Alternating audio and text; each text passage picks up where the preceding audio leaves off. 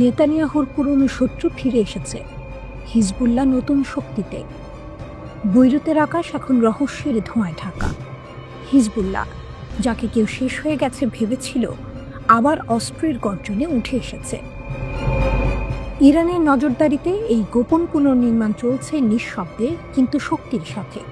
Israel ইতিমধ্যেই লেবাননে 1000-এরও বেশি হামলা চালিয়েছে, কিন্তু হিজবুল্লাহর রহস্যময় পুনর্গঠন থামানো যায়নি।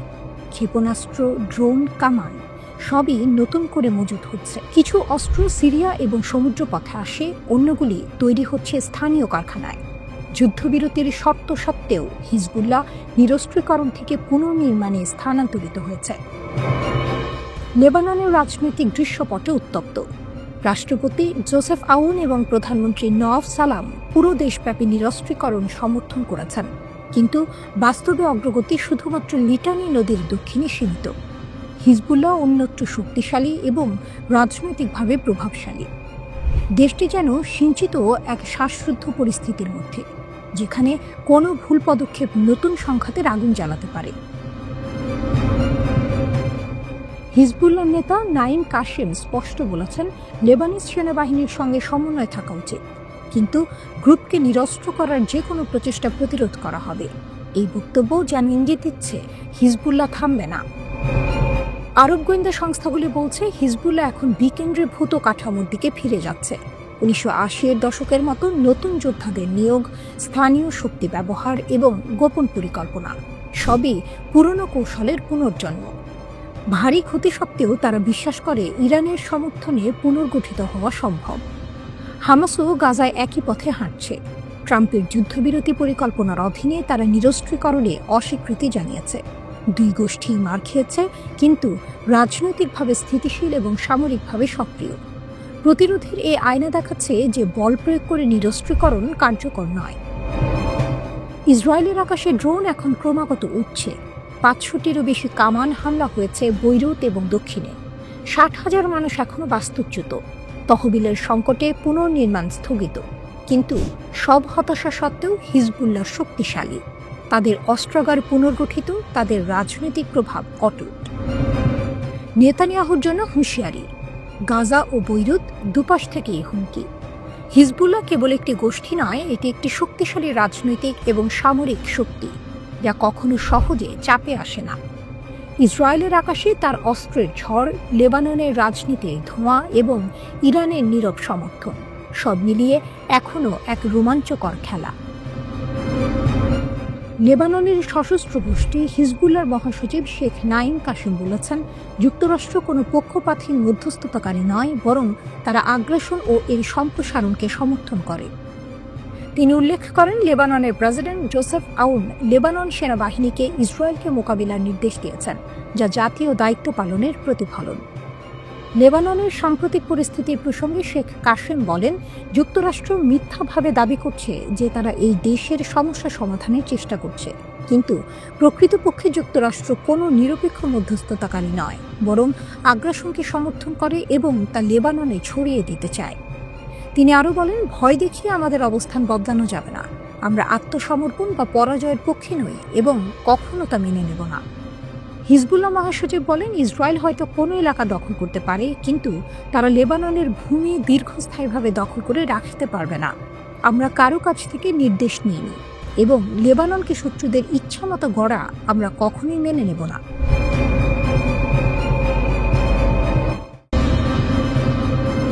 রাশিয়ার কৌশল না বন্ধুত্ব? ইরানের পাশে দাঁড়িয়ে নতুন শক্তির খেলা শুরু করেছে মস্কো। বিশ্ব রাজনীতির মঞ্চে আজ এক নতুন দৃশ্য, যেখানে এক পাশে পশ্চিমা চাপ, অন্য পাশে তেহরানের প্রতিরোধ, আর মাঝখানে দাঁড়িয়ে মস্কোর নীরব হাসি। ইরান এখন আগের চাইতেও শক্তিশালী, আর সেই শক্তিকে কৌশলে আরো বাড়িয়ে দিচ্ছে রাশিয়া। কিন্তু প্রশ্ন থেকে যায়, এটা কি সত্যিই বন্ধুত্ব নাকি এক নিখুঁত কূটনৈতিক চাল? ক্রেমলিনের দরজা এখন তেহরানের জন্য আগের চেয়ে অনেক বেশি খোলা। রাশিয়ার মুখপাত্র দিমিত্রি পেসকভ স্পষ্ট করে বলেছেন, ইরানের সঙ্গে সম্পর্ক এখন অত্যন্ত গতিশীল। আমরা প্রস্তুত প্রতিটি ক্ষেত্রে সহযোগিতা বাড়াতে। এই ঘোষণা শুধুই সৌজন্য নয়, বরং এক কৌশলগত বার্তা, বিশ্বকে জানিয়ে দেয়া যে ইরান একা নয়। যে সময় যুক্তরাষ্ট্র ও ইসরায়েল ইরানের পারমাণবিক স্থাপনায় হামলা চালাচ্ছে, ঠিক তখনই মস্কো বলছে তোমাদের উপর চাপ অন্যায়। এই বার্তা শুধু কূটনৈতিক নয়, বরং সামরিকভাবে প্রতিপক্ষকে সতর্ক করারও ইঙ্গিত। 2025 সালের জানুয়ারিতে দুই দেশ সই করে কম্প্রিহেনসিভ স্ট্র্যাটেজিক পার্টনারশিপ চুক্তি। এই চুক্তির আওতায় রাশিয়া ইরানকে দিচ্ছে পারমাণবিক প্রযুক্তি, স্যাটেলাইট সহায়তা এবং উন্নত প্রতিরক্ষা ব্যবস্থা। বিশ্লেষকরা বলছেন এটি কেবল বন্ধুত্ব নয়, বরং এক পারস্পরিক স্বার্থের খেলা। রাশিয়া চায় মধ্যপ্রাচ্যে একটি নির্ভরযোগ্য মিত্র, আর ইরান চায় পশ্চিমা নিষেধাজ্ঞা ও মার্কিন চাপের বিরুদ্ধে এক পরাশক্তির ছায়া। দুই দেশের এই স্বার্থের সংযোগই আজ নতুন শক্তির জোট তৈরি করছে। তবে এই সম্পর্কেও আছে রহস্য, কারণ পশ্চিমা গোয়েন্দারা দাবি করছে রাশিয়া ইরানের শাহেদ ড্রোন প্রযুক্তি ব্যবহার করে নিজস্ব ড্রোন তৈরি করেছে গেরান নামে। অর্থাৎ ইরানের প্রযুক্তি রাশিয়া ব্যবহার করছে, কিন্তু কৃতিত্ব নিচ্ছে নিজে। তাহলে কি ইরানকে শক্তিশালী করার আড়ালে মস্কো আসলে নিজের কৌশল সাজাচ্ছে? এই প্রশ্নের মধ্যেই বুশেহরে রাশিয়া বিনিয়োগ করেছে প্রায় $25 বিলিয়ন, তৈরি করছে 4টি নতুন পারমাণবিক কেন্দ্র, যা ইরানের জ্বালানি ঘাটতি পূরণ করবে, পাশাপাশি প্রযুক্তিগত স্বনির্ভরতা ও প্রতিরোধ ক্ষমতা বাড়াবে বহু গুণে। কিন্তু এখানেও আছে শর্ত। রাশিয়া সবকিছু করবে কঠোর নজরদারিতে, অর্থাৎ শক্তি দিচ্ছে কিন্তু স্বাধীনতা নয়। এদিকে চলমান উত্তেজনার মধ্যেই রাশিয়া সফরে গেছেন ইরানের জাতীয় নিরাপত্তা পরিষদের সচিব আলী লারিজানি। তার এই সফর ঘিরেই শুরু হয়েছে নতুন জল্পনা, কারণ একই সময়ে মস্কোয় পৌঁছে যায় ইসরায়েলের একটি বার্তাও, আর যুদ্ধ চাই না। কিন্তু ঠিক পরদিন রাশিয়া ঘোষণা দেয় ইরানকে দেবে 48টি Su-35 মাল্টিরোল যুদ্ধ বিমান। বিশ্লেষকরা বলছেন এটি কেবল সামরিক লেনদেন নয়, বরং এক ঘোষণা। ওয়াশিংটন ও তেল আবিবের উদ্দেশ্যে রাশিয়ার বার্তা স্পষ্ট, এখন আমরা শুধু কূটনীতির নয়, শক্তির ভাষায় কথা বলবো। ইরানের হাতে এই যুদ্ধ বিমান পৌঁছালে মধ্যপ্রাচ্যের আকাশ শক্তির ভারসাম্য বদলে যাবে পুরোপুরি। তেহরান তখন আর কেবল প্রতিরোধে থাকবে না, বরং প্রস্তুত হবে আধিপত্যের জন্য।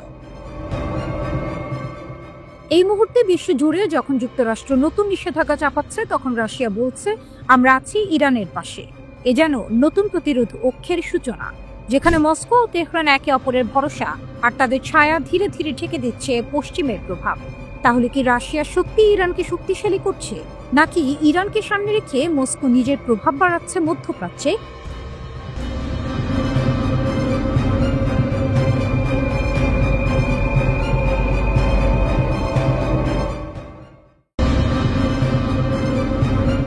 রাত জাগা আকাশে এক শব্দ ঘুম ভেঙে দিল, 24 ঘন্টার আলটিমেটাম।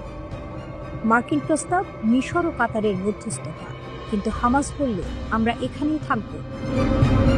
সাম্প্রতিক ঘটনাগুলি গাজা পশ্চিমা দুনিয়াকে নড়ে চড়ে বসিয়েছে। ওয়াশিংটন গাজার ইসরায়েলি নিয়ন্ত্রিত অংশ থেকে হামাস যোদ্ধাদের নিরাপদে সরিয়ে নেওয়ার প্রস্তাব দিয়েছে। মিশর ও কাতার ওই পরিকল্পনা অনুমোদন করে বার্তাটি হামাসের কাছে পৌঁছে দেয়। মার্কিন আইনি ভাষায় সেটা ছিল এক ধরনের মানবিক বহির্গমন। সরিয়ে নেওয়ার জন্য 24 ঘন্টা, সময়সীমা রাত 8টায় শেষ। তারপরে ইসরায়েল চাইলে অভিযান পুনরায় শুরু করতে পারবে। ঢাল তলোয়ারের মতো দ্রুত হামাস প্রস্তাবটি প্রত্যাখ্যান করে দিয়েছে। তারা সিদ্ধান্ত নিল স্থায়ীভাবে গাজায় থেকে লড়াই চালাবে। নিঃশেষে এসব সিদ্ধান্তই উদ্ঘাটন করে দিয়েছে মধ্যপ্রাচ্যের নতুন বাস্তবতা, যেখানে বাহ্যিক চাপ আর দরাদরি সবকিছুকে পেছনে ফেলে অভ্যন্তরীণ শক্তি ও অদম্যতা প্রাধান্য পাচ্ছে। কেন হামাস এমন সিদ্ধান্ত নিল? কারণ তাদের কাছে কেবল ইচ্ছা শক্তিই নেই, আছে মাঠের শক্তি। গাজার ভূগর্ভস্থ টানেলগুলো, হাজারো সুসংগঠিত যোদ্ধা, স্বল্প দূরত্বের রকেট ও ক্লান্তিকর অবরোধের বিরুদ্ধে জনগণের একাকিত্ব, এসবই তাদের শক্তি। আইডিএফের একজন জ্যেষ্ঠ কর্মকর্তা জানিয়েছেন খান ইউনিসের কাছে এখনও টানেলে কয়েক ডজন ভয়ঙ্কর যোদ্ধা লুকিয়ে আছে। তারা টানেল থেকেই বেরিয়ে আচমকা আঘাত করতে সক্ষম, আর এটা ইসরায়েলের কাছে বড় সেই ঝুঁকি। টানেল ব্যবস্থায় হামাসের কৌশল পুরনো নয়, বরং পরীক্ষিত। সম্প্রতি অভিযোগ উঠেছে একটি সুড়ঙ্গ থেকে বেরিয়ে হামাসের যোদ্ধারা একজন আইডিএফ সৈন্যকে হত্যা করেছে। আইডিএফ তার যুদ্ধবিরতি লঙ্ঘন হিসেবে অভিহিত করে এবং প্রতিশোধে প্রায় 20টি বিমান হামলা চালায়। এ কারণে আবেগ চড়েছে এবং বৈরিতা নতুন করে জ্বলে উঠেছে। এমন পরিস্থিতিতে হামাসের প্রত্যাখ্যান কেবল কৌশলগত নয়, এটি রাজনৈতিক ও নৈতিক দাবি। তারা বলছে সরার মানে আত্মসমর্পণ। গাজার জনগণ তাদেরই লড়াকু শক্তির আস্থা কেন্দ্র। এছাড়াও তারা জানে যে যারা চলে যাবে তাদের পুনর্বাসন নেই, গাজায় উপস্থিত থেকে যুদ্ধ ও রাজনীতি দুটোতেই অংশগ্রহণ করাই তাদের কৌশল। অপরদিকে ইসরায়েলের উচ্চপদস্থ রাজনৈতিক ও সামরিক নেতারা দৃঢ় প্রতিশ্রুতি দিয়েছেন, যদি হামাস সিজ ফায়ার ভাঙে তারা শক্তিশালী মোকাবিলায় জবাব দেবেন। মার্কিন প্রেসিডেন্টও ইসরায়েলের পাশে রয়েছে। তিনি বলছেন, হামাসের আচার আচরণ কতটা গ্রহণযোগ্য তাও দেখুন, এই সব মিলিয়ে যুদ্ধবিরতি এখন ভঙ্গুর। ফিলিস্তিনি প্রতিরোধ আন্দোলন হামাস সতর্ক করে বলেছে, যুদ্ধবিরতি চুক্তি লঙ্ঘন করে ইসরায়েল গাজায় আগ্রাসন চালিয়ে যাচ্ছে, আর এই অবস্থায় তারা নীরব থাকবে না। একই সঙ্গে চলমান এই আগ্রাসনের জন্য দখলদার ইসরায়েল ও যুক্তরাষ্ট্রকে দায়ী করেছে সশস্ত্র সংগঠনটি। সংবাদ মাধ্যম আল মায়াদিন বলছে, হামাস নিশ্চিত করেছে যে প্রতিরোধ বাহিনী ইসরায়েলকে নতুন কোনো হুমকি চাপিয়ে দেবে না। সংবাদ মাধ্যম আল মায়াদিন বলছে, হামাস নিশ্চিত করেছে যে প্রতিরোধ বাহিনী ইসরায়েলকে নতুন কোনো হুমকি চাপিয়ে দিতে দেবে না। সংগঠনটি সতর্ক করে দিয়েছে, সাম্প্রতিক হামলাগুলো গাজা যুদ্ধবিরতি চুক্তির মারাত্মক লঙ্ঘন। হামাস দখলদার বাহিনীকে এই বিপজ্জনক পরিস্থিতি ও এর পরিণতির জন্য সম্পূর্ণভাবে দায়ী করে সতর্ক করে বলেছে, ইসরায়েলের অব্যাহত আগ্রাসন দুর্বল যুদ্ধবিরতি চুক্তিটিকে ধ্বংসের মুখে ঠেলে দিচ্ছে।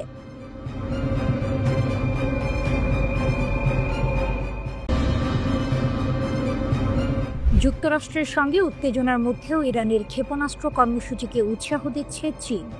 নতুন আগুন জ্বলছে মধ্যপ্রাচ্যে। রাতের আকাশে যেন নতুন আগুন জ্বলছে। পশ্চিমা নিষেধাজ্ঞার ভারে দমে না গিয়ে বরং ছাই থেকে উঠে আবার জেগে উঠছে তেহরান।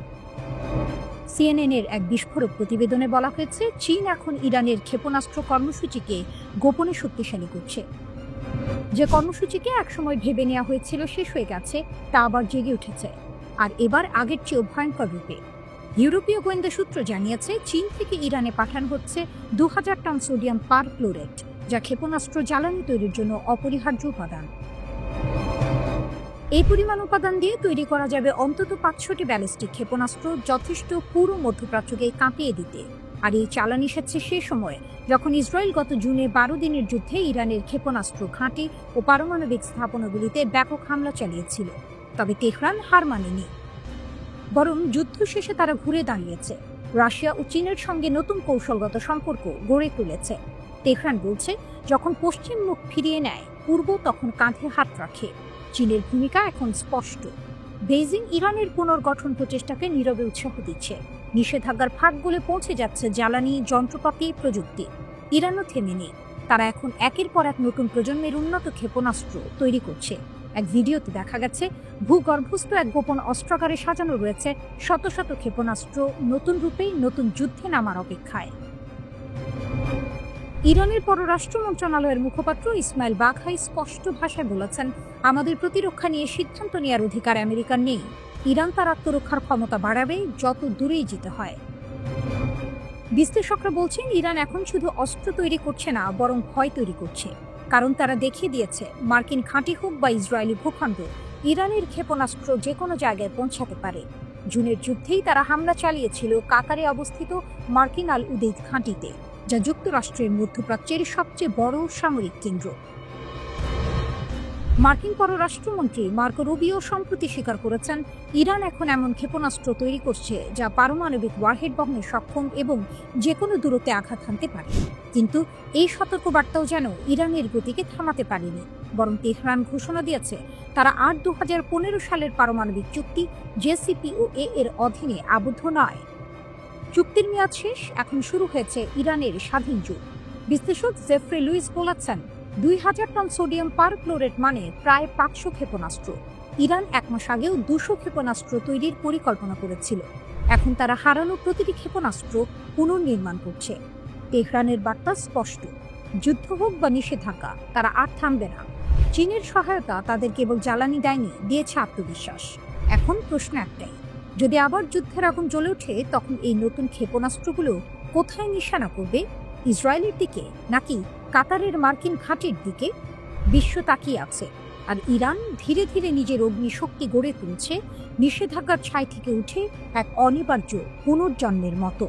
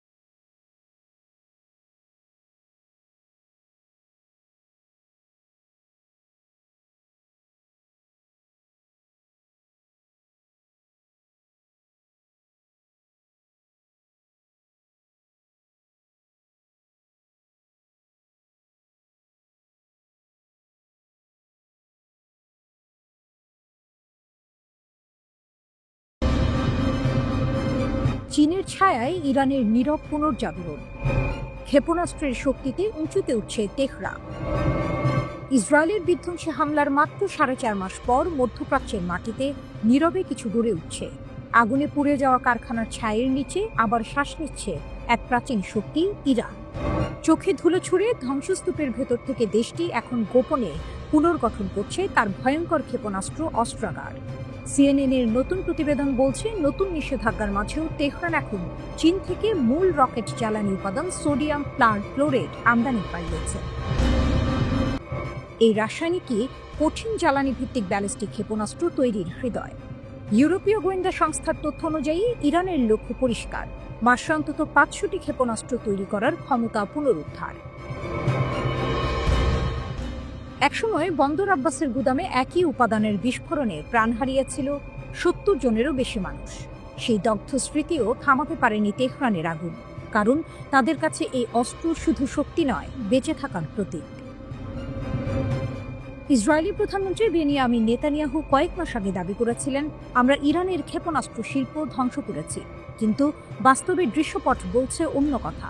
স্যাটেলাইট চিত্রে দেখা গেছে যুদ্ধবিধ্বস্ত এলাকাগুলোতে আবার চলছে নির্মাণ, নতুন চালান আসছে সমুদ্রপথে, আর সেই সব মালবাহী জাহাজের অনেকগুলোই এসেছে চীন থেকে। নিষেধাজ্ঞা থাকা সত্ত্বেও সেপ্টেম্বরের শেষ সপ্তাহে ইরান অন্তত 2000 টন সোডিয়াম পারক্লোরেট পেয়েছে। বিশেষজ্ঞ জেফ্রি লুইস বলছেন, এই পরিমাণ জ্বালানি 500 ক্ষেপণাস্ত্র তৈরির জন্য যথেষ্ট। অর্থাৎ ইরান হয়তো আগের আগুন ফিরে পাচ্ছে, আরও ধারালো, আরও নিখুঁত রূপে। চীনের ভূমিকা এখানে স্পষ্ট। যুদ্ধের আগে থেকেই বেইজিং ইরানের শিল্প সরবরাহের নীরব রসদদাতা, আর এখন যখন পশ্চিমা নিষেধাজ্ঞা আবার সক্রিয়, তখনও চীনা কোম্পানিগুলো আইনগত ফাঁকফোকর ব্যবহার করে চালান পাঠিয়ে যাচ্ছে।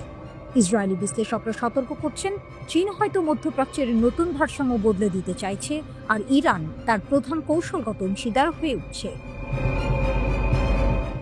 ইসরায়েলের গোয়েন্দা মহল বলছে, যুদ্ধের আগে যেখানে ইরানের হাতে ছিল প্রায় 2700টি ক্ষেপণাস্ত্র, এখন তার অর্ধেক পুনর্গঠিত হয়েছে। লক্ষ্য, ভবিষ্যতের যে কোনো সংঘর্ষে আকাশচুম্বী প্রতিশোধের সক্ষমতা। এই সময়ে আন্তর্জাতিক পরমাণু সংস্থা IAEA জানিয়েছে, ইরানের পরমাণু স্থাপনায় অস্বাভাবিক গতিবিধি ধরা পড়েছে। সংস্থার প্রধান রাফায়েল গ্রোসি সতর্ক করেছেন, তেহরান আমাদের পরিদর্শনে সহযোগিতা করছে না, তবে এখন পর্যন্ত নতুন ইউরেনিয়াম সমৃদ্ধকরণের প্রমাণ মেলেনি। মার্কিন প্রেসিডেন্ট ডোনাল্ড ট্রাম্প ইতিমধ্যে হুঁশিয়ারি দিয়েছেন, ইরান যদি আবার পারমাণবিক কর্মসূচি চালায় তবে মার্কিন হামলা হবে অনিবার্য। কিন্তু তেহরানের সর্বোচ্চ নেতা আয়াতুল্লাহ আলী খামেনি তার জবাব দিয়েছেন গর্জে, তারা ভয় দেখায়, আমরা তৈরি করি। এই লড়াই কেবল অস্ত্রের নয়, এটি অস্তিত্বে। ধ্বংসের পর ধ্বংস থেকে ইরান আবার উঠছে, চীন, রাশিয়ার মতো বন্ধু আছে পাশে। একসময় ধুলো উড়েছিল ইসরায়েলি বোমায়, সেই ধুলোর ভেতরেই এখন জন্ম নিচ্ছে নতুন ক্ষেপণাস্ত্র, নতুন প্রতিরোধ, নতুন বার্তা। তেহরান কখনো শেষ হয় না।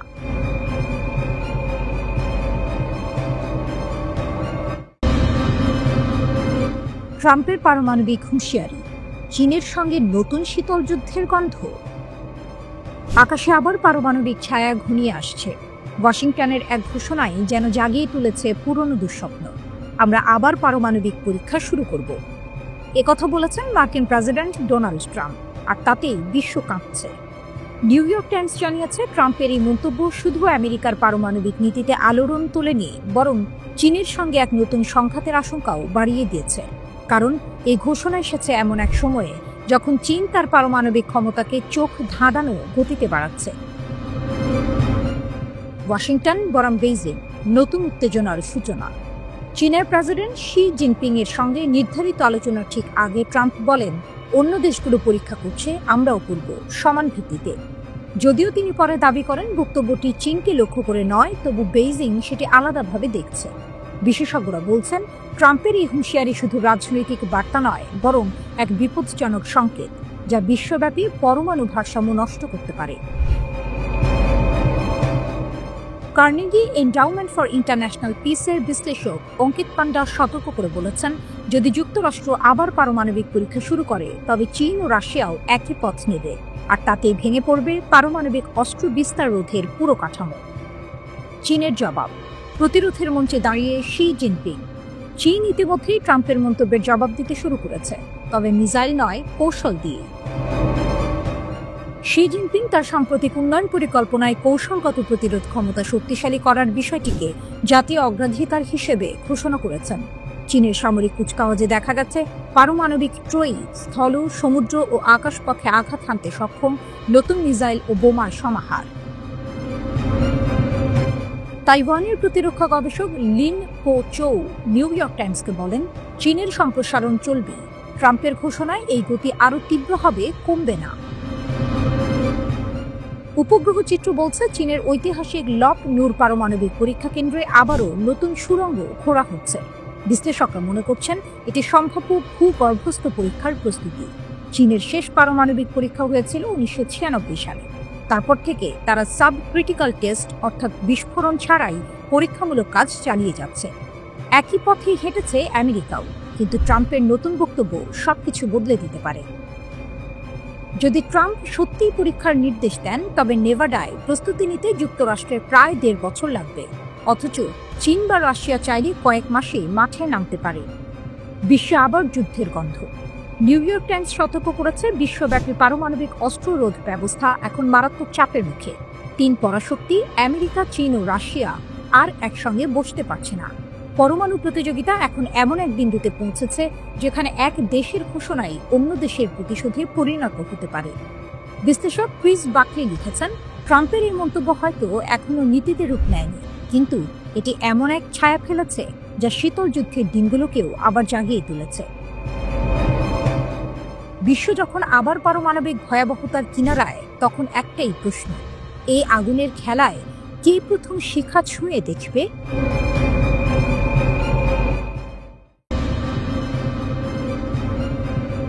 বিশ্বজুড়ে পারমাণবিক অস্ত্র কর্মসূচি নিয়ে যখন তীব্র উত্তেজনা, ঠিক তখনই বিশ্বের অন্যতম পরাশক্তি যুক্তরাষ্ট্রের প্রেসিডেন্ট ডোনাল্ড ট্রাম্পের একটি সিদ্ধান্ত আন্তর্জাতিক কূটনীতিতে নতুন করে ঝড় তুলেছে। যে পারমাণবিক কর্মসূচি নিয়ে এতকাল ইরানকে কোণঠাসা করার চেষ্টা চলছিল, সেই কর্মসূচি এবার নিজেই শুরু করেছে যুক্তরাষ্ট্র। ট্রাম্পের নতুন পারমাণবিক পরীক্ষা, ইরানের রোমহর্ষক প্রতিক্রিয়া। পৃথিবী আবার একবার রুদ্ধশ্বাস মুহূর্তে দাঁড়িয়েছে। মার্কিন প্রেসিডেন্ট ডোনাল্ড ট্রাম্প ঘোষণা করেছেন, পেন্টাগনকে 1992 সালের পর প্রথমবারের মতো পারমাণবিক অস্ত্র পরীক্ষা পুনরায় চালাতে হবে। রাশিয়া ও চীনের সঙ্গে পারমাণবিক প্রতিযোগিতার আড়ালে এই পদক্ষেপকে ইরান আন্তর্জাতিক শান্তি ভাঙার গুরুতর হুমকি হিসেবে আখ্যায়িত করেছে। ইরানের পররাষ্ট্রমন্ত্রী সৈয়দ আব্বাস আরাকচি এক্সে বলেন, একটি পারমাণবিক অস্ত্রধারী বুলি আবারও পারমাণবিক অস্ত্র পরীক্ষা করছে। এটি পশ্চাদমুখী এবং দায়িত্বহীন। মার্কিন যুক্তরাষ্ট্র বিশ্বের সবচেয়ে বিপজ্জনক বিস্তার ঝুঁকি। আরাকচি আরও সতর্ক করেছেন যে একই বুলি আমাদের শান্তিপূর্ণ পারমাণবিক কর্মসূচিকে দানবীয় করে তুলছে এবং আমাদের সুরক্ষিত পারমাণবিক স্থাপনাগুলিতে আরও হামলার হুমকি দিচ্ছে। তার ভাষায়, আন্তর্জাতিক আইন ও মানবতার উপর এই আক্রমণ।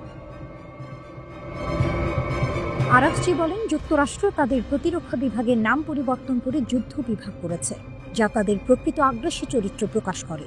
একই সঙ্গে যুক্তরাষ্ট্রকে পারমাণবিক অস্ত্রে সজ্জিত এক দখলদার দানব বলেও অভিহিত করেন। ইরানকে অবমূল্যায়ন করার সময় শেষ। পশ্চিমা বিশ্ব ভেবেছিল জ্বালানি ও প্রযুক্তিগত সীমাবদ্ধতার কারণে ইরান পিছিয়ে থাকবে, কিন্তু তেহরান তা উল্টো প্রমাণ করছে। ইরানের ক্ষেপণাস্ত্র ও পারমাণবিক কর্মসূচি আজ আরও শক্তিশালী এবং আত্মনির্ভর। মার্কিন বোমার ঝড়েও ইরান ফিরে দাঁড়িয়েছে নতুন পরীক্ষা, নতুন প্রযুক্তি, নতুন প্রজন্মের অস্ত্রের সঙ্গে। ইরান শুধুমাত্র প্রতিরক্ষা করছে না, তারা প্রতিশোধের প্রস্তুতি নিচ্ছে। জুন মাসে ইসরায়েলের সঙ্গে চলা 12 দিনের যুদ্ধে মার্কিন বাহিনী তাদের পারমাণবিক স্থাপনাগুলিতে হামলা চালিয়েছিল। তারপর ইরান স্থির থেকে গেছে। তারা স্পষ্ট করে দিয়েছে যে শান্তিপূর্ণ পারমাণবিক ক্ষমতার চর্চা বন্ধ করা হবে না। বিশেষজ্ঞরা বলছেন, ইরান এখন নিজের শক্তি ছাপিয়ে আন্তর্জাতিক মঞ্চে নতুন নকশা আনছে। পূর্ববর্তী নিষেধাজ্ঞা, বোমা হামলা বা আন্তর্জাতিক চাপ কিছুই তাদের থামাতে পারেনি, বরং এসবই ইরানকে আরও আত্মনির্ভর এবং শক্তিশালী করেছে। বিশ্বের কাছে ইরানের বার্তা স্পষ্ট, তারা একমাত্র প্রতিরক্ষা করছে না, তারা প্রতিসাম্য বজায় রাখার ক্ষমতা দেখাচ্ছে। এই পরিস্থিতি নতুন করে পারমাণবিক প্রতিযোগিতার উত্তেজনা ছড়াচ্ছে। মার্কিন যুক্তরাষ্ট্র পারমাণবিক পরীক্ষা পুনরায় চালালে ইরানও তার প্রস্তুতি সম্পন্ন শক্তি প্রদর্শনের জন্য প্রস্তুত। আরাকচি আরও বলেন, দুনিয়াকে জবাবদিহি করতে হবে। এমন অস্ত্রের বিস্তার স্বাভাবিক করা মানে আন্তর্জাতিক শান্তি ও নিরাপত্তার জন্য বড় হুমকি। বার্তা স্পষ্ট, ইরান আর পিছিয়ে নেই। শেষ লাইনটি রোমহর্ষকভাবে বলে, বিশ্বের সবচেয়ে বিপজ্জনক পারমাণবিক শক্তি শুধুমাত্র মার্কিন যুক্তরাষ্ট্র নয়, তেহরানও এখন তার অস্ত্র শক্তির ছাপ দিয়ে দেখাচ্ছে যে তাকে হালকাভাবে নেওয়া যাবে না।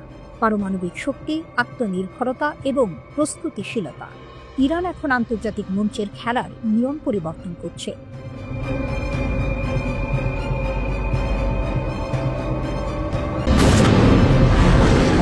ভূগর্ভে লুকানো আগুন, ইরানের গোপন ক্ষেপণাস্ত্র শহর কাঁপিয়ে দিলেও পশ্চিমকে। শত্রুরা হয়তো কল্পনাও করতে পারেনি ইরান এতটা শক্তিশালী, এতটা প্রস্তুত, এতটা অদৃশ্য। দীর্ঘদিন ধরে নিজেদের সামর্থ্য নিয়ে তেহরান ছিল নীরব, কেবল মাঝে মাঝে গর্বের আভাস দিত। কিন্তু সাম্প্রতিক ইসরায়েল আমেরিকা বিরোধী যুদ্ধের পর থেকে যেন একের পর এক গোপন রহস্য উন্মোচন করছে আয়াতুল্লাহ খামেনির দেশ। আর এবার যা স্বীকার করেছে ইরান, তা শোনার পর পশ্চিমা বিশ্বে নেমেছে অস্থিরতা। ইরান জানিয়েছে তারা তৈরি করেছে ভূগর্ভস্থ ক্ষেপণাস্ত্র শহর। হ্যাঁ, শত্রুদের চোখে অদৃশ্য এক শহর, যেখানে মাটি ফুঁড়ে উঠে আসতে পারে হাজারো ক্ষেপণাস্ত্র। ইরানের রাষ্ট্রীয় গণমাধ্যম প্রেস টিভি জানিয়েছে, নতুন এই প্রতিরক্ষা ব্যবস্থাটি নির্মিত হয়েছে সিভিল ডিফেন্সের নীতি ও মানদণ্ড অনুসারে। এই প্রকল্পের লক্ষ্য একটাই, আকাশে নয়, মাটির নিচে লুকিয়ে থেকে আঘাত হানা, যখন শত্রু বুঝতেও পারবে না কোথা থেকে আসছে বিস্ফোরণ। তেহরানের প্যাসিভ ডিফেন্স অর্গানাইজেশনের প্রধান ব্রিগেডিয়ার জেনারেল গোলাম রেজা জালালি জানিয়েছেন, এই ভূগর্ভস্থ ক্ষেপণাস্ত্র শহরগুলো আমাদের সাফল্যের প্রতীক, আমাদের প্রতিরোধ ক্ষমতার জীবন্ত প্রমাণ। তিনি আরও বলেন, এই প্রকল্পগুলো শত্রুর আগ্রাসন প্রতিহত করার জন্য গড়ে তোলা হয়েছে, বিশেষ করে ইসরায়েলি শাসনের বিরুদ্ধে। জেনারেল জালালির মতে, গত জুনে 12 দিনের যুদ্ধে ইরান তার সামরিক সক্ষমতা দেখাতে সক্ষম হয়েছিল এই ভূগর্ভস্থ ব্যবস্থা ব্যবহার করে। সেই যুদ্ধ ইরানের জন্য একদিকে এনেছে সাফল্য, অন্যদিকে দেখিয়েছে কিছু দুর্বলতাও। তাই আয়াতুল্লাহ খামেনি এখন দেশের সব প্রতিরক্ষা সংস্থাকে নির্দেশ দিয়েছেন সেই দুর্বলতা দূর করতে নতুন কর্মসূচি হাতে নিতে। কিন্তু এখানেই গল্পের টুইস্ট, খামেনি শুধু প্রতিরক্ষা ব্যবস্থায় শক্ত করছেন না, তুলে নিচ্ছেন ক্ষেপণাস্ত্র কর্মসূচির সব সীমাবদ্ধতাও। এর আগে ইরানে উৎপাদিত অস্ত্রের পাল্লা সর্বোচ্চ 2200 কিলোমিটারে সীমাবদ্ধ রাখার নির্দেশ দিয়েছিলেন সর্বোচ্চ নেতা। কিন্তু এখন সেই সীমা নেই। এখন ইরান সিদ্ধান্ত নেবে নিজের মতো করে, তার নিরাপত্তা, তার প্রয়োজন, তার ভূ রাজনীতি অনুযায়ী। বিশ্লেষকরা বলছেন, এটি ইরানের প্রতিরক্ষা নীতিতে এক ঐতিহাসিক পরিবর্তনের ইঙ্গিত। তেহরান আর কোনো সীমা মানবে না, তারা মানবে না কোনো বাইরের চাপ, কোনো পশ্চিমা নিষেধাজ্ঞা, কোনো ইউরোপীয় হুমকি। এই ভূগর্ভস্থ ক্ষেপণাস্ত্র শহরগুলো এখন শুধু ইরানের গোপন অস্ত্রভাণ্ডার নয়, এটি এক প্রতীক অদম্য প্রতিরোধের, নিঃশব্দ শক্তির, এবং সেই দেশের যে ইতিহাসের প্রতিটি আঘাতকে বেঁচে থেকে জবাব দিয়েছে। পশ্চিমা বিশ্বের চোখে এখন ইরান এক রহস্যময় ছায়া। যে দেশকে ধ্বংস করার স্বপ্ন তারা বহুবার দেখেছে, সেই দেশ আজ নিজের মাটির নিচে গড়ে তুলেছে এক অদৃশ্য দুর্গ। যখন তারা আকাশে খুঁজবে শত্রু, তখন তেহরানের প্রতিশোধ আসবে মাটি ফুঁড়ে, ভূগর্ভ থেকে, নীরবে কিন্তু বিধ্বংসী শক্তিতে। এটা ইরান, দৃশ্যমানের চেয়েও ভয়ঙ্কর, অন্ধকারের মধ্যেও যার আলো জ্বালে প্রতিরোধের আগুন হয়ে।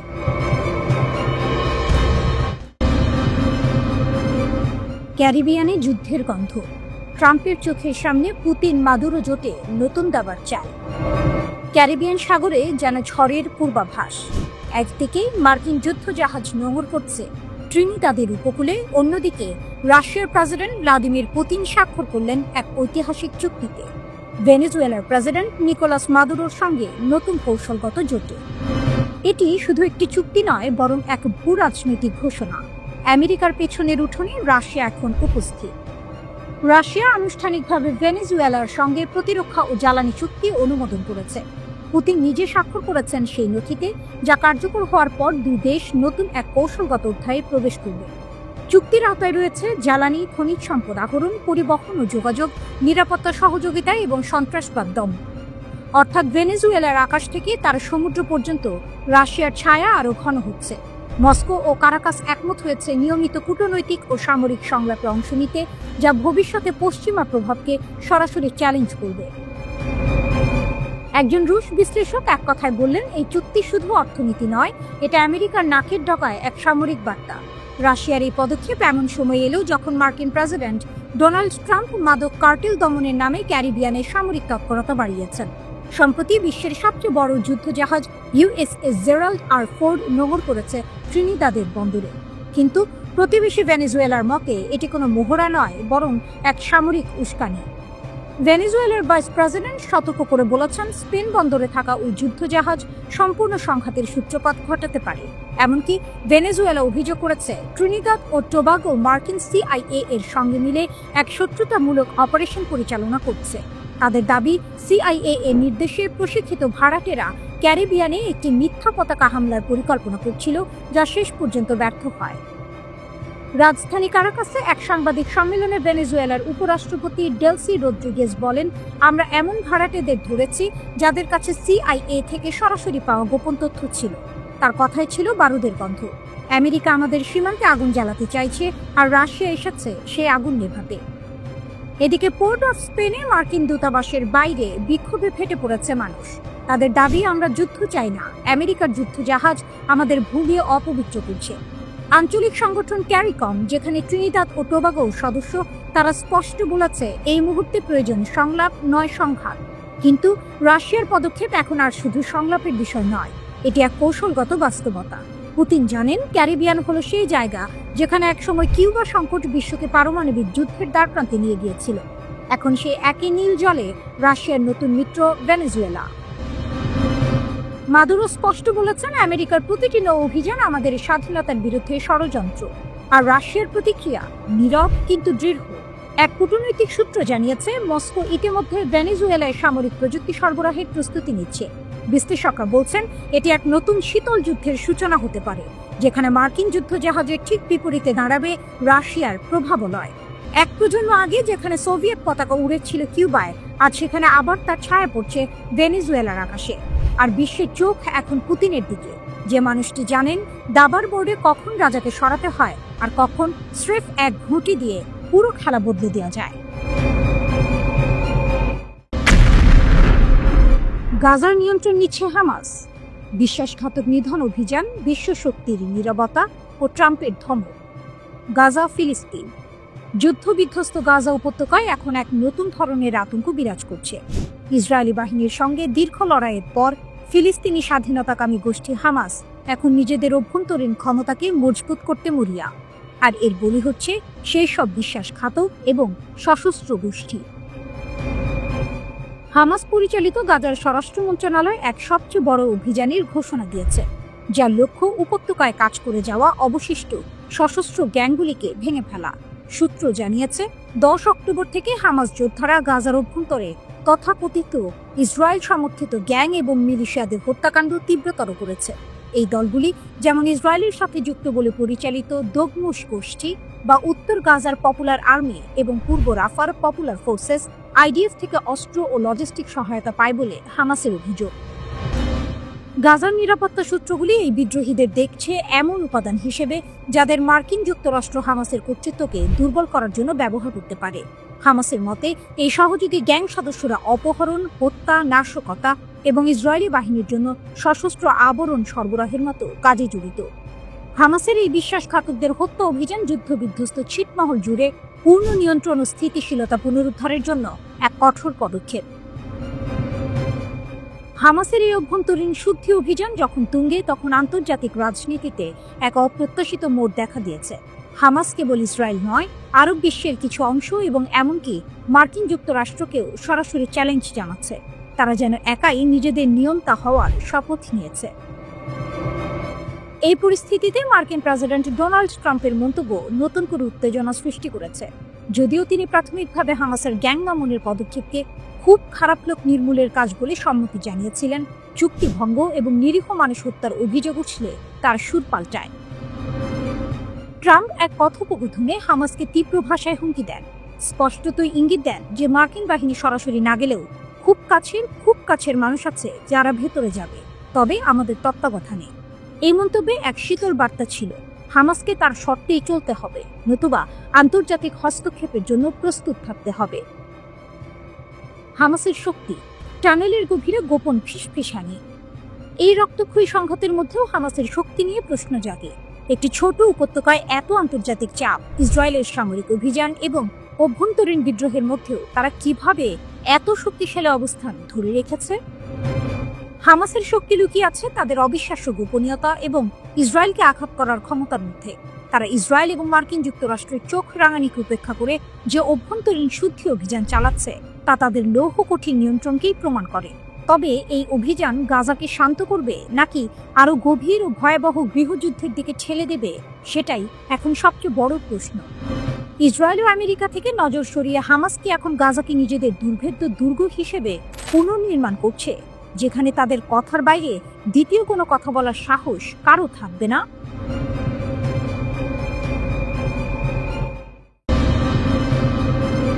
অবশেষে কি পরমাণু ক্ষমতাধর হয়ে উঠল ইরান? জাতিসংঘের পরমাণু সংস্থা IAEA এর রিপোর্ট এবং ইসরায়েলি প্রধানমন্ত্রীর দাবির ভিত্তিতে তেহরানের সামরিক সক্ষমতা নিয়ে যে উদ্বেগ দেখা দিয়েছে তা বিশ্বজুড়ে নতুন করে আলোচনার জন্ম দিয়েছে। এই জল্পনা যদি সত্যি হয় তবে ইরান শুধু আঞ্চলিক নয়, বৈশ্বিক শক্তিতে পরিণত হবে। পরমাণু সক্ষমতায় ইরান, ট্রাম্পের দাবি কি মিথ্যা? গত জুনে ইরানের পারমাণবিক কেন্দ্রগুলোতে হামলার পর যুক্তরাষ্ট্রের প্রেসিডেন্ট ডোনাল্ড ট্রাম্প দাবি করেছিলেন আয়াতুল্লাহ আলী খামেনির দেশটির পরমাণু কর্মসূচি সম্পূর্ণ ধ্বংস হয়েছে। কিন্তু তার সেই দাবিকে সরাসরি মিথ্যা প্রমাণিত করেছে জাতিসংঘের পরমাণু সংস্থা international atomic energy agency IAEA এর প্রধান রাফাল গ্রোসি জানিয়েছেন ইরানের কেন্দ্রগুলোতে এখনও প্রায় 400 কেজি সমৃদ্ধ ইউরেনিয়াম মজুদ রয়েছে। বিজ্ঞানীরা এটিকে পারমাণবিক অস্ত্র তৈরির মূল উপাদান হিসেবে ব্যবহার করেন। গ্রোসির এই বক্তব্য সামরিক বিশ্লেষকদের উদ্বেগ আরও বাড়িয়েছে, কারণ এই পরিমাণ ইউরেনিয়াম দিয়ে ইরান প্রায় 10টি পারমাণবিক বোমা তৈরির সক্ষমতা অর্জন করতে পারে।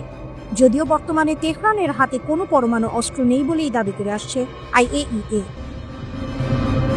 তবে ইরানের সর্বোচ্চ ধর্মীয় নেতা আয়াতুল্লাহ আলী খামেনির জ্যেষ্ঠ উপদেষ্টা আলী শামখানি স্পষ্ট করে দিয়েছেন শত্রুদের হামলা সত্ত্বেও ইরানের পারমাণবিক কর্মসূচি টিকে আছে। তিনি বলেন, পারমাণবিক স্থাপনা ধ্বংস হলেও আমাদের খেলা শেষ হয়নি, সমৃদ্ধ ইউরেনিয়াম এখনো অক্ষতই রয়েছে। যদিও খামেনি বরাবরই বলে এসেছেন ইউরেনিয়াম ব্যবহার করে অস্ত্র তৈরির কোনো পরিকল্পনা তেহরানের নেই। নেতানিয়াহুর মারাত্মক দাবি, ICBM কি পূর্ব উপকূলে আঘাত হানবে? ইরানের পারমাণবিক সক্ষমতার এই জল্পনার মধ্যেই ইসরায়েলের প্রধানমন্ত্রী বেনিয়ামিন নেতানিয়াহু এক মারাত্মক দাবি করেছেন। তিনি বলেন, ইরানের হাতে চলে এসেছে আন্তঃমহাদেশীয় ব্যালিস্টিক মিসাইল ICBM এর শক্তিশালী বহর। তার মতে এই অস্ত্রটি 11,000 কিলোমিটার জুড়ে হামলা চালাতে পারে, যা দিয়ে যুক্তরাষ্ট্রের পূর্ব উপকূলেও আঘাত হানা সম্ভব। এটি সবার জন্য একটি বড় বিপদ। নেতানিয়াহু তার দাবির সপক্ষে কোনো জোরালো প্রমাণ হাজির না করলেও সমর বিশ্লেষকরা বলছেন ইরানের বর্তমান রকেট প্রযুক্তি আন্তঃমহাদেশীয় ক্ষেপণাস্ত্রের সফল পরীক্ষার জন্য যথেষ্ট। যদি ইরান 12,000 কিলোমিটার পাল্লার খোররামশার 5 মডেলের ICBM তৈরি করতে পারে তবে তা অবশ্যই পারমাণবিক ওয়ারহেড বহনে সক্ষম হবে। যুক্তরাষ্ট্র ও ইসরায়েলের চোখ ফাঁকি দিতে সক্ষম হবে তো ইরান? এই প্রশ্নের উত্তর খুঁজতে গেলে দেখা যায় একই দিকে যেমন ট্রাম্পের দাবি ভুল প্রমাণিত হয়েছে, ঠিক তেমনই নেতানিয়াহুর ICBM দাবির পক্ষেও সরকারিভাবে কোনো নিশ্চয়তা মেলেনি। তবুও IAEA এর রিপোর্ট এবং নেতানিয়াহুর দাবি এই দুয়ে মিলে একটি নতুন মেরুকরণ তৈরি করেছে। বিশেষজ্ঞদের মতে ইরান যদি সত্যি ICBM ও পর্যাপ্ত ইউরেনিয়াম মজুদের মাধ্যমে পরমাণু অস্ত্রের সক্ষমতা অর্জন করে থাকে তবে বিশ্ব ভূরাজনীতির মোড় ঘুরে যাবে। তেহরান সম্ভবত পারমাণবিক অস্ত্র তৈরির দোরগোড়ায় পৌঁছে গেছে। আর যদি এই ক্ষমতা আন্তঃমহাদেশীয় ক্ষেপণাস্ত্রের সঙ্গে যুক্ত হয় তবে তা শুধুমাত্র ইসরায়েল নয়, বরং যুক্তরাষ্ট্রের মূল ভূখণ্ডের জন্য মারাত্মক হুমকি। ইরানের পারমাণবিক কর্মসূচি ধ্বংস হয়েছে বলে যারা স্বস্তির নিঃশ্বাস ফেলেছিলেন তাদের জন্য এটি একটি বড় ধাক্কা। ইরানের সর্বোচ্চ নেতার আশ্বাস এবং IAEA এর রিপোর্ট যেন এই বার্তাই দিচ্ছে শত্রুর আস্তানায় আঘাত হানার সক্ষমতা অর্জনের পথে এগোচ্ছে তেহরান।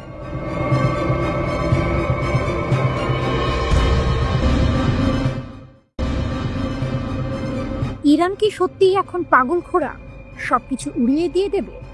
ইরানকে ঘিরে এমন আতঙ্ক বাতাসে ঘুরছে, তারা যে কোনো মুহূর্তে অপ্রত্যাশিত ও ভয়াবহ সিদ্ধান্ত নেবে এমনটাই মনে করে অনেকেই। কিন্তু বাস্তবতা কি মোটেই এত সরল? পরিস্থিতি দেখে বোঝা যায় এখানেও জটিল এক খেলা চলছে।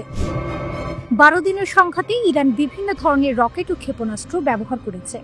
প্রথম দিকে ইসরায়েলের প্রতিরক্ষা ব্যবস্থা আর সেই সঙ্গে ইন্টারসেপ্ট সিস্টেম ভালো কাজ করলেও পরে সেটার কার্যকারিতা কিছুটা কমেছে বলে প্রতিবেদন। এটাকে শুধু প্রযুক্তির খেলা বলা যায় না, এটা আত্মবিশ্বাসের লড়াই। ইসরায়েলের সাবেক রাষ্ট্রদূত পর্যন্ত বলেছেন ইরান মনে করে হারানোর কিছু নেই। এমন অবস্থায় দেশের নেতৃত্ব ঝুঁকিপূর্ণ সিদ্ধান্ত নিতে পারে।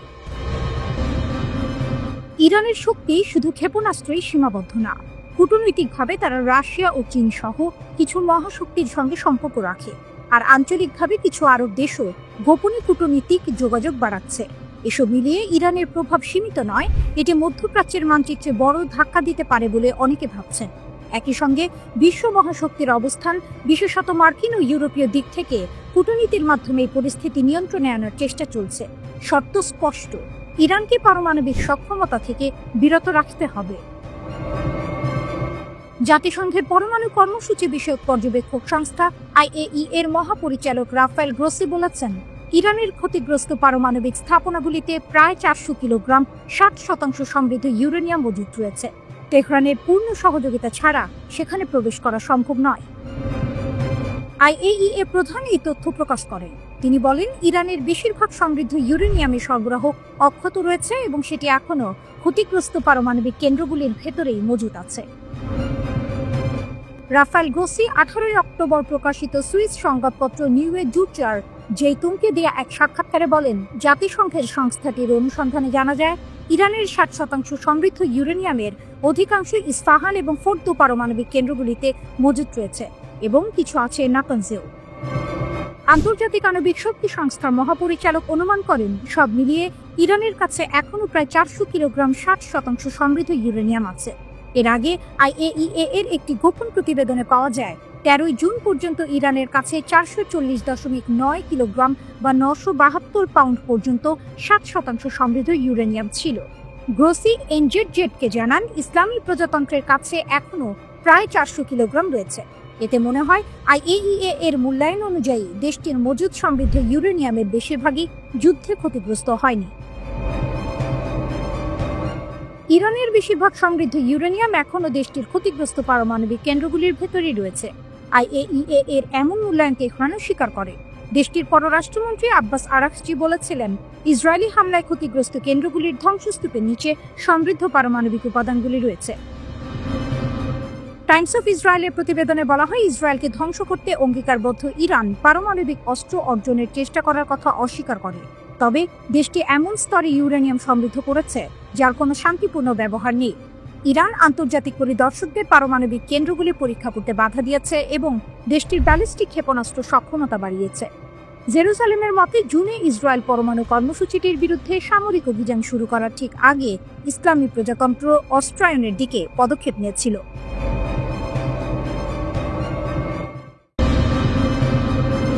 রাশিয়ার হাত ধরছে ইরান, আকাশযুদ্ধে ফিরে আসছে তেহরানের শক্তি। অবশেষে তেহরান পাল্টা চাল দিয়েছে। যে দেশ একসময় ইসরায়েলি আকাশ অভিযানের সামনে অসহায় হয়ে পড়েছিল, আজ সেই দেশ আকাশে ফের গর্জে ওঠার প্রস্তুতি নিচ্ছে। যুক্তরাষ্ট্র ও ইসরায়েলের যৌথ হামলায় পরমাণু কর্মসূচি ধাক্কা খেলেও এখন ইরান ঝুঁকছে নতুন প্রতিরক্ষার দিকে, আকাশ শক্তির পুনর্জাগরণে। এবার ইরানের হাতে উঠছে রাশিয়ার তৈরি বিশ্বের অন্যতম ভয়ঙ্কর যুদ্ধবিমান Su-35। এই যুদ্ধবিমানকে অনেকে বলে আকাশের শিকারিবাজ। ইউক্রেন যুদ্ধের পর রাশিয়া আর কোনো দেশের সঙ্গে এত বড় সামরিক চুক্তি করেনি, কিন্তু ইরান করেছে। ফাঁস হওয়া এক গোপন নথি বলছে, তেহরান $650 কোটি বিশাল চুক্তি করেছে মস্কোর সঙ্গে। চুক্তি অনুযায়ী রাশিয়া ইরানকে দেবে 48টি super Su-35 multi role fighter jet. আর এই খবরেই কেঁপে উঠেছে মধ্যপ্রাচ্যের আকাশ শক্তির ভারসাম্য। রাশিয়ার রাষ্ট্রীয় প্রতিরক্ষা সংস্থা ও তাদের সহযোগী সংস্থা KAI থেকে ফাঁস হওয়া নথিগুলো প্রকাশ করেছে ইউক্রেনীয় হ্যাকাররা। সেসব অনুযায়ী বিমানগুলো ইরানের ইস্পাহান প্রদেশের শাহিদ বাবাই বিমান ঘাঁটিতে সংযোজনের প্রস্তুতি চলছে। বিশ্লেষকরা বলছেন, এই জেটগুলো যুক্ত হলে ইরানের বিমান বাহিনী বদলে যাবে পুরোপুরি। ইরান এতদিন রাশিয়ার পুরনো MiG-29 এবং আমেরিকান আমলের F-14 বিমান দিয়ে আকাশ পাহারা দিত, কিন্তু গত জুনে যখন ইসরায়েল অত্যাধুনিক যুদ্ধ বিমান নিয়ে তেহরান থেকে মাত্র 80 কিলোমিটার দূরে বোমা বর্ষণ করে, তখন ইরান প্রতিরোধে পাঠাতে পারে কেবল একটি পুরনো MiG-29। ফল, 2টি F-14 ওড়ার আগেই ধ্বংস। এই ঘটনার পরে তেহরান বুঝেছিল শুধু মিসাইল বা ড্রোনে হবে না, চাই আধুনিক আকাশ প্রতিরক্ষা। তাই এবার রাশিয়ার দিকে হাত বাড়িয়েছে ইরান। কেন এত সমালোচনায় Su-35? এই যুদ্ধ বিমান রাডারে প্রায় অদৃশ্য। আছে উন্নত ইনফ্রারেড সেন্সর ও অতি দ্রুত গতির মিসাইল সিস্টেম। এটি একসঙ্গে 12টি পর্যন্ত আকাশ থেকে আকাশ ক্ষেপণাস্ত্র বহন করতে পারে। আক্রমণ ও প্রতিরক্ষা দুই দিকেই সক্ষম। রাশিয়ার ভাষায় একটি বিমানই একটি স্কোয়াড্রন। বিশ্লেষকরা বলছেন এই বিমানগুলো ইরানের হাতে আসলে ইসরায়েলি F-15 ও F-16 যুদ্ধ বিমানগুলো আর আগের মতো আধিপত্য বিস্তার করতে পারবে না, কারণ প্রযুক্তি ও গতির দিক থেকে Su-35 এখন বিশ্বের অন্যতম শ্রেষ্ঠ ফাইটার জেট। তবে এক প্রশ্ন থেকেই যায়, রাশিয়া আদৌ 48টি বিমান সময় মতো তৈরি করতে পারবে কিনা? কারণ নিষেধাজ্ঞা ও উপাদান সংকটে এখন রুশ প্রতিরক্ষা শিল্প ধীর গতিতে চলছে। সাধারণত তারা প্রতি 2 মাসে একটি করে বিমান তৈরি করতে পারে। তবুও তেহরান নির্ভর করছে মস্কোর উপর, কারণ এই মুহূর্তে ইরান জানে যুদ্ধের ময়দানে টিকে থাকতে চাইলে আকাশের শক্তি দেখাতে হবে। ইরানের নেতারা মনে করছেন Su-35 পেলে তাদের আকাশ প্রতিরক্ষা এমন উচ্চতায় পৌঁছাবে যা আগে কখনো হয়নি। তখন শুধু পরমাণু নয়, আকাশও হবে তেহরানের ঢাল। একসময় পরমাণু কর্মসূচিতে ধাক্কা খাওয়া দেশটি এখন বলছে, আমরা থামিনি, কেবল দিক বদলেছি। তেহরানের চোখ এখন আকাশে, আর সেই আকাশে শিগগিরই উড়বে রাশিয়ার শিকারী বাজ Su-35, যা বদলে দিতে পারে পুরো মধ্যপ্রাচ্যের শক্তির মানচিত্র।